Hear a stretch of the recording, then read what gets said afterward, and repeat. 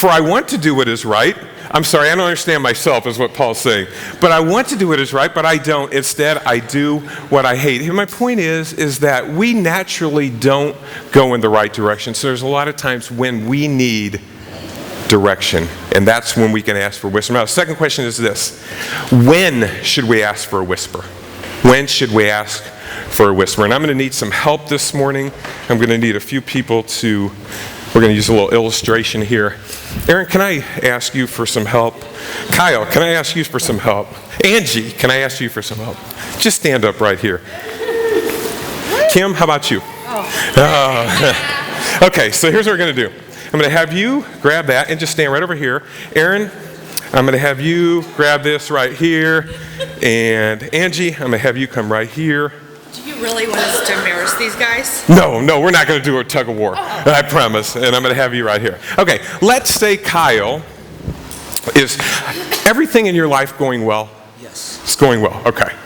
So let's put the rope here. We're going to use this as our lifeline. This is life, a line of life. How about you? Everything going great? Wonderful. Wonderful. Great? Good? No, it's not going well. Blessed. Very good. Okay. Now, so, Aaron, you just won the lotto, so you're up here, okay? Now, Kyle's life is going good. Do you think he needs direction from God? Yes or no? Yes. Okay. Aaron's life, he's just won the lotto. Do you think he needs direction from God? Yes.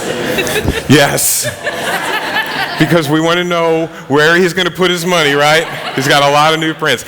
Angie's life is going great. Do you think, I'm sorry, going bad. Do you think she needs direction from God? And Kim's life, she's just kind of stable here. Do you think she needs direction from God? And then there's the point in life where you get here. You know what I'm talking about? And you reach the end of your rope.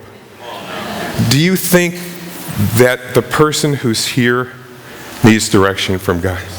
Absolutely. Okay, thank you. That's all I wanted from you. Thank you very much. So here's the point, and you guys got it.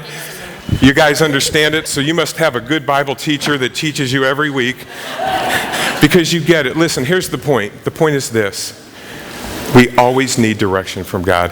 And the greatest blessing, when we talk about blessing, is an encounter with the God of the universe. And when you have that encounter, you will on a daily basis or on a regular basis be asking for that type of guidance from God. Now, the third thing is this. How should we request a whisper? How should we request a whisper? And this is our teaching this morning. And first, prepare a quiet place. Prepare a quiet place.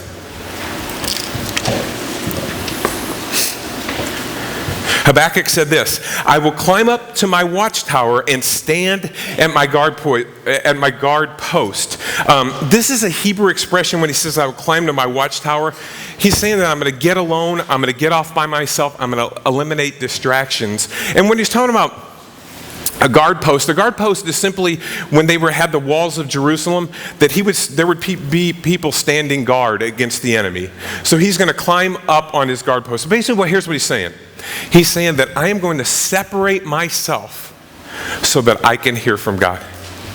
And if you're going to request a whisper from God, the first thing that you need to do is to prepare a quiet place. It's just that simple. A place to where you can separate yourself free from distraction, that you have some time to actually sit down with God and hear God. Luke 5:16 says this, but Jesus often withdrew to lonely places and pray.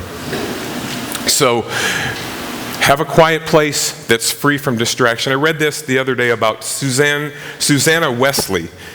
She was the mother of 18 children.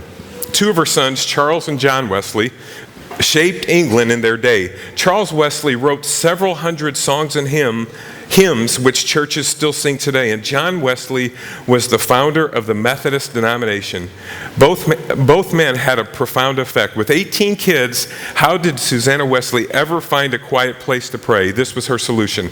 Every afternoon, she would sit in her living room and throw her apron up over her head, and the children knew that when mother was in a rocking chair and with her apron up over her head, she was not to be disturbed. So if there's a will, there's a way. You can find it. The second thing is this: practice waiting on God. Practice waiting on God. And Habakkuk 2:1 says this: there I will wait. So you go to a private place and you practice waiting on God. I want you to understand this. Waiting on God is not just a one-time thing. Sometimes you may request a specific thing from God, but you may not get the answer for 3, 6 months, a year, 5 years. There may be times. So that's what I'm talking about when it comes to waiting on God. Here's the problem.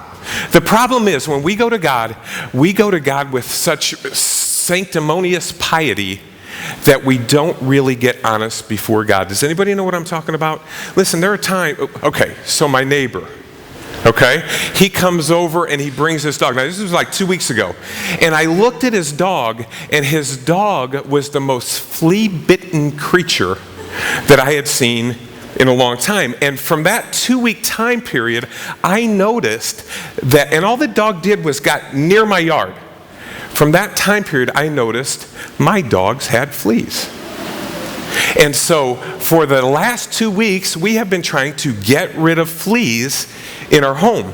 Now I had to call my cousin and get an exterminator. I had to pay a lot of money not a lot, but to have fleas removed from our home. Now listen, in the Old Testament, when people had things like this happen, when there was mold and mildew in their homes, you know what God told them to do?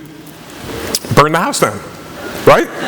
So, I'm thinking, and I'm praying, and I said, God, in the Old Testament, if they had mold and mildew, that, the house should burn down. Well, listen, this guy's got fleas. I guarantee he's got a little mold and mildew in his house. So if you may want to get him out of my neighborhood, I'm not saying he should be in the house.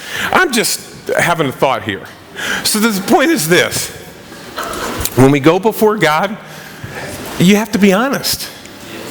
We're so dishonest. If you go to God every day and you say, God, I just love you and I worship you, you know what? You're lying.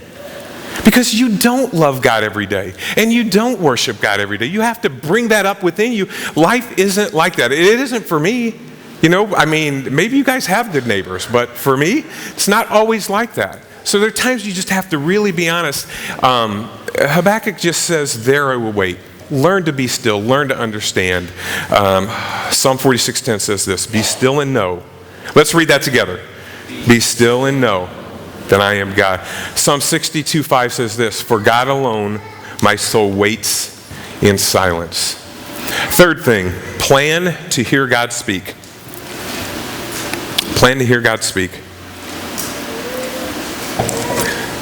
So he says, there I will wait and see what the Lord says and how he will answer my complaint. When we go before God, it's just really important that we plan to hear God speak, that we have a plan when he does speak to us. Sometimes we go through life without a plan. Let's watch a video clip that'll kind of help us to understand that plans are good.